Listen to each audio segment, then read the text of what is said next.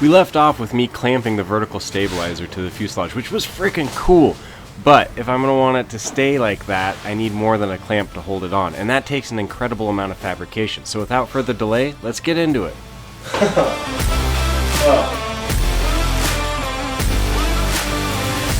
I mean, it fits.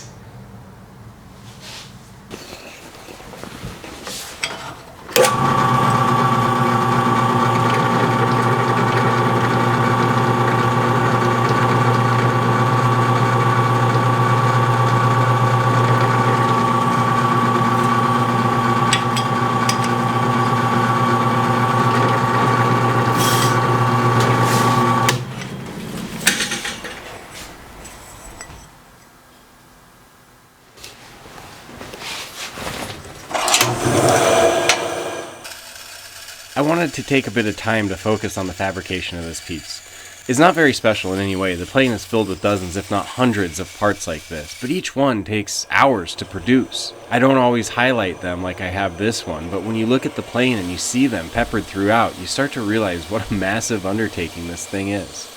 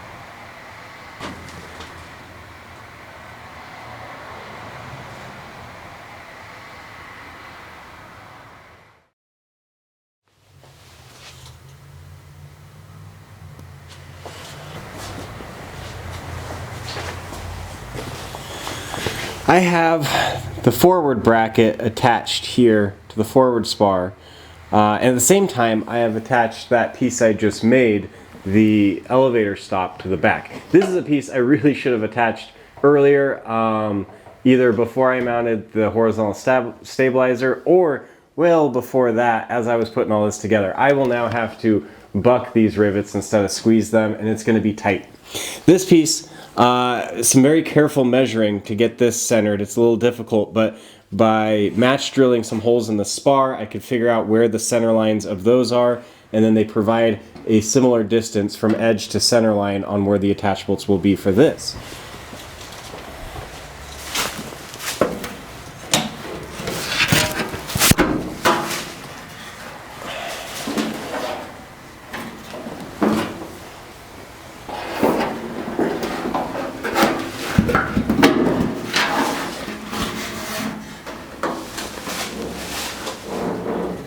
Everything is attached, and I would love to get the vertical stabilizer attached similarly, but I can't. And that's because you're supposed to cut a little bit off the forward vertical stabilizer spar. The instructions call for 5/8 of an inch. However, the internet says don't do that. In fact, Vans once told me, don't do that. You likely need less. Though we don't know how much less. And the problem is I can't test fit it because there's too much there. So short of just slowly removing material a 1/16 inch at a time, which is not a great way of doing things, I'm a little at a loss on how to get this thing to fit with the exact correct amount removed. There is, as far as I can tell, no way to mock it up and mark that because the excess is in the way of getting it to fit right. It's a classic conundrum provided by these kits. I'm just going to have to muddle my way through it.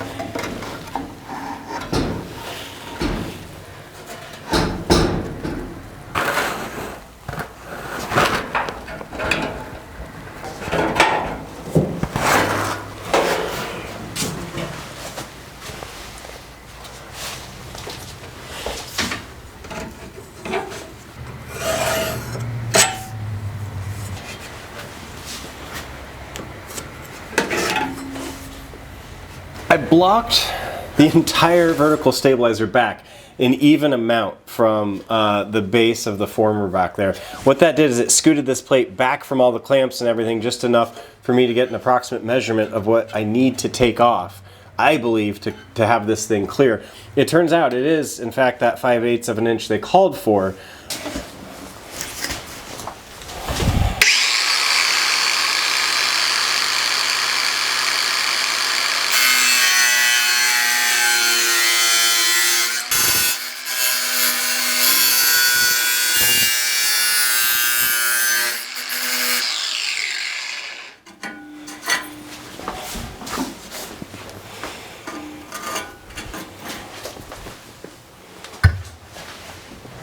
I think I'm happy with the placement. I've got it all clamped up. Everything is clamped up. Before I start drilling holes, I'm going to square it with some measurements, and if I still like it, we will start to make this thing permanent.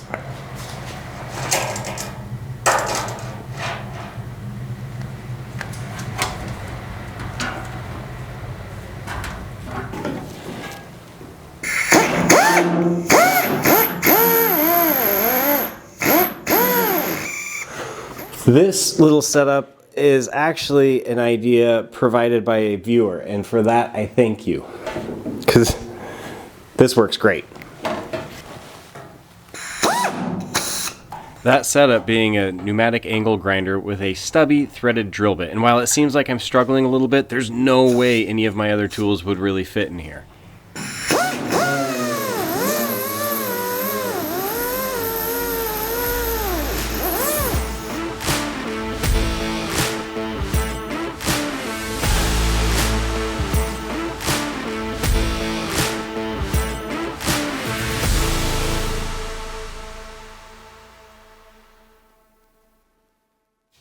Still on my quest to just match drill and final drill everything. Some of that I've made really difficult, or at least I did about 2 years ago, I think it was. What I did is I attached my tie-down block, and I think I got a couple rivets wrong. I wound up drilling out some rivets and drilling in some new ones.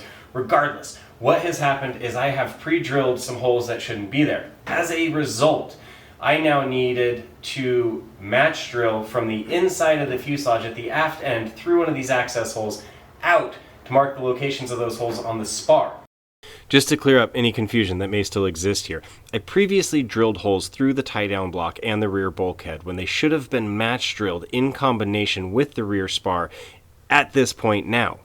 If I were just to measure and drill through the rear spar at this point, I would risk the 2 sets of holes not lining up perfectly as a result. I now have to mark the drill holes in the rear spar by match drilling from inside the fuselage, a very difficult area to get a drill.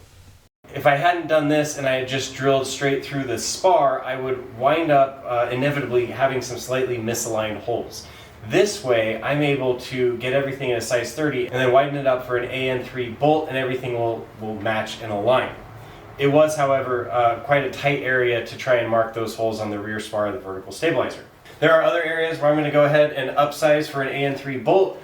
Everything else is going to get, I believe, -3 rivets, and so I will match drill all of those items. We got a little bit of deburring and priming, and then we'll get this thing attached.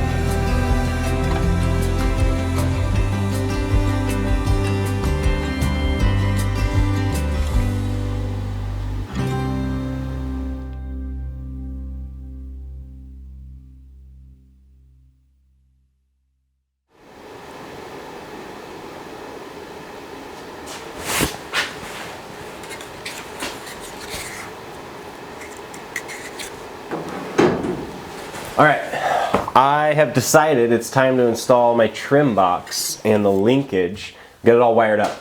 I'm doing this before the rudder because the rudder is just going to be in the way. I'm going to retain what little space I have for now. I've done my usual stare for a prolonged period of time to kind of map this out in my brain to the point where I should be able to hit the ground running now.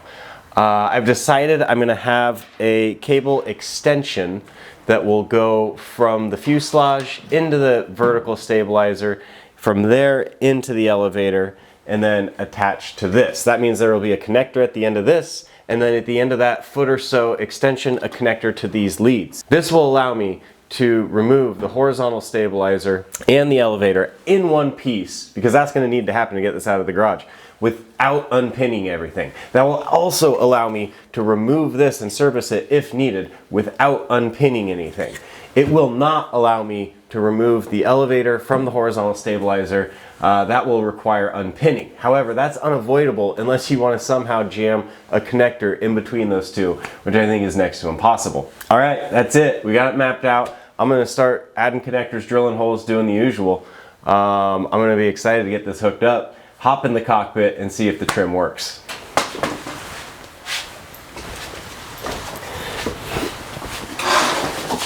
All right, now I have previously touted my overly complex documentation of my electric system, but this is an area where it's really cool. I actually have this connector mapped out. It's connector number 3. I know on this which wire goes to which pin, and I have that same thing set up for the connector on the inside of the plane.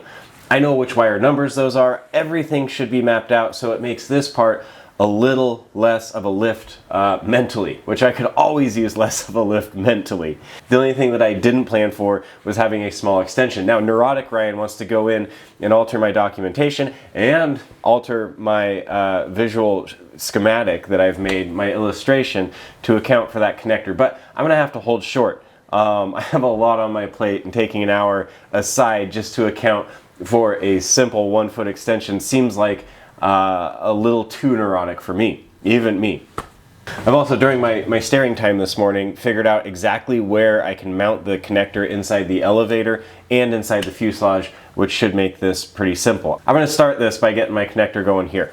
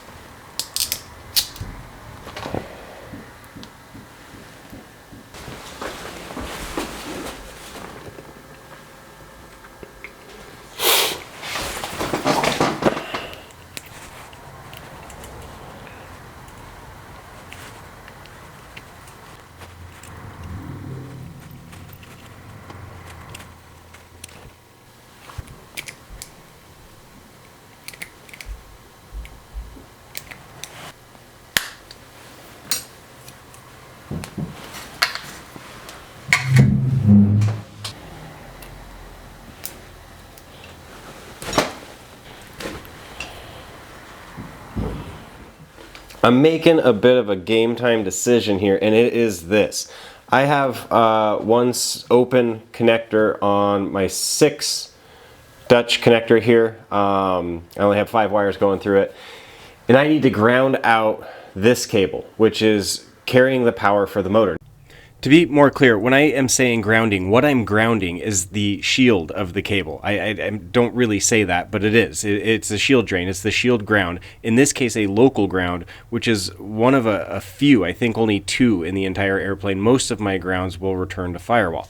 Now, this could be noisy. Through the Garmin system, you have the ability to reduce the rate at which your trim motor operates based on the speed you're flying. I believe it's going to reduce the drive to the motor via pulse width modulation. If it does, that creates some noise, which is one of the reasons, among others, why the grounding of this cable is necessary. In order to ground it, I have it listed as a local ground here and I can't really find a great way to do that. So I'm actually going to pass the ground through the 6th port here and then ground it to the chassis of this trim motor, which in turn will be grounded through the elevator. I think it's about the best way I can do this, the most reliable way I can do this, and it utilizes some connection space that's already there. This is one where I later will go back and indeed update my diagram for, because it's worth documenting.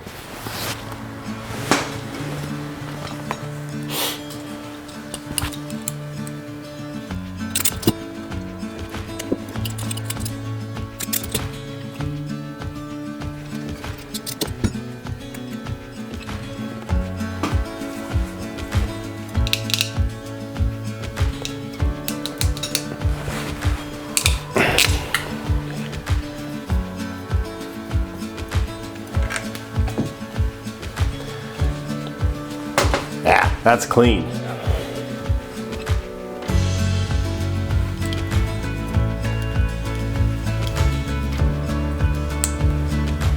All right.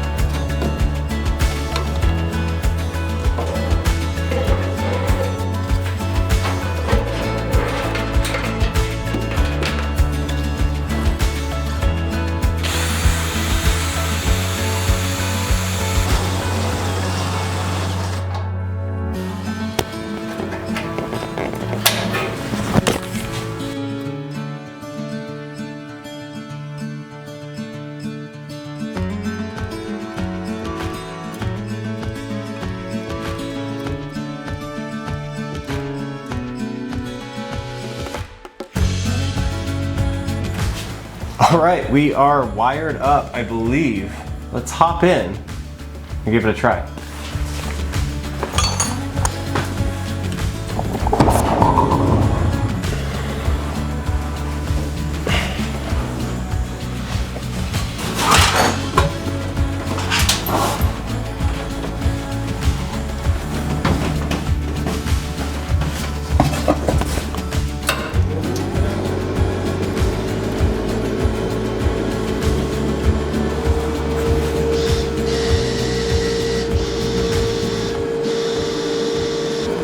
Well, it's working, I can hear it.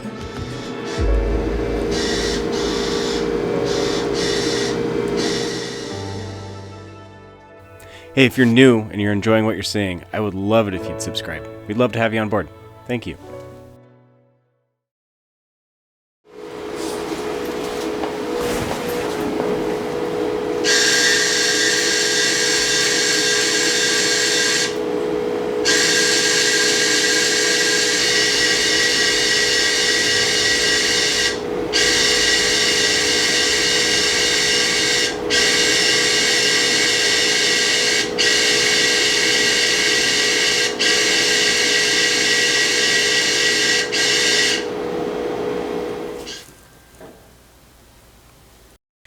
If you would like to see an overly in-depth explanation as to how I affix these wire connectors and secure the wires within the plane, stay tuned. I'm putting it at the end of the episode so that people don't have to skip if they're not interested in that.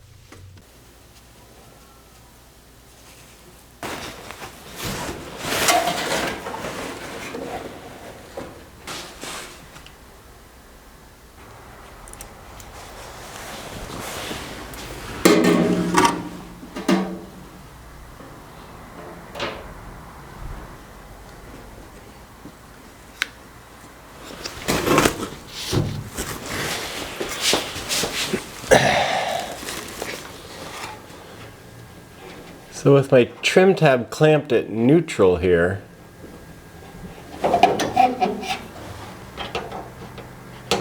the idea is figure out how much this thing needs to get shortened.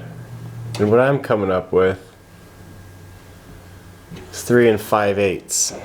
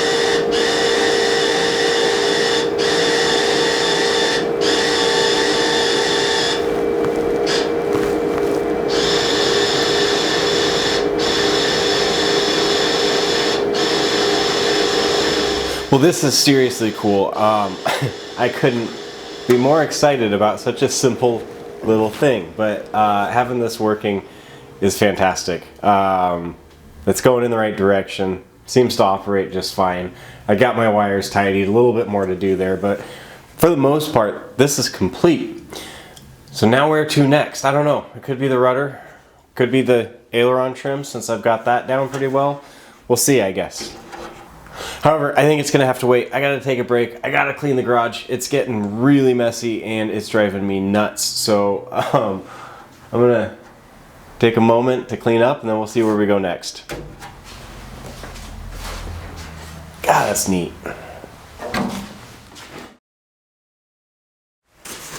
All right, now pay attention. This is where you're going to get your money's worth on this episode. The wiring is done. One of the last things we have to do is get this fitted into the plane and get the control arm going. But before that, we got to do some cable management. And I want to show you some tips that I've picked up along the way. The first are these handy little plastic clips from the Dutch connectors. They are available as a separate add-on.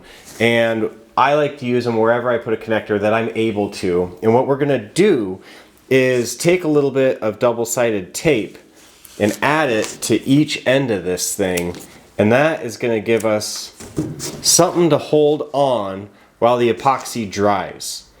And we're going to take a mixing wand of epoxy and go ahead and squish some right in the middle here, and then we'll put this where it needs to go. The double-sided tape strips are going to make it sure it doesn't move on us while that epoxy is kicking. You want to make sure that you do not block this hole with your double-sided tape. The reason is, and this may be stupid, but I have heard of what folks have called an epoxy rivet. And essentially, if you let the epoxy squish through this hole and kind of up into the other side, it's going to create essentially just that, an epoxy rivet, where physically, because that hardened epoxy is larger where it has spilled out of the hole, it's not going to be able to pull off. And it gives it a little more adhesion strength than if you were just to smash some epoxy on the flat portion of this and stick it where it needs to go. Now, my tip are with these. I love these things. These are little pads that have slots for zip ties or cable ties, and you can go either way. So if you stick this somewhere, you're able to get a cable tie in that will run either horizontally or vertically. They come typically with this tape. And common belief amongst crotchety old airplane builders is that the tape is not worth crap and that it's just going to harden up and these things are going to come off. And I tend to believe that. This tape indeed typically doesn't have the lifespan of something a little more geared for a lifetime installation like the epoxy that we use. So what I do, I grab my single edge razor blade here, and if you look at these, there is 2 holes for screws in these, and if you align that vertically and take your razor blade and make 2 cuts, basically here and here, and you pull the tape without cutting yourself wide open out of the middle here, you can see it kind of just comes right off, which maybe there's something to those crotchety old plane builders. What you do is you expose those 2 screw holes. Now you've got 2 pads of tape that are going to hold this thing while the glue is drying, but you've also got 2 spots to put a little blob of epoxy and smash this on where you're going to get those same epoxy rivets. This will hold fairly well until that glue dries, and then it's stuck there for a long time. I'm going to use these techniques to get my wires run, and then we're going to see about getting the linkage in here so that I actually have a working trim tab, which is going to be cool. And you've already seen that, which means you've seen just about everything in this episode. I'm incredibly happy that you joined me this time, and I hope you join me next time as well here on Ryan Flies.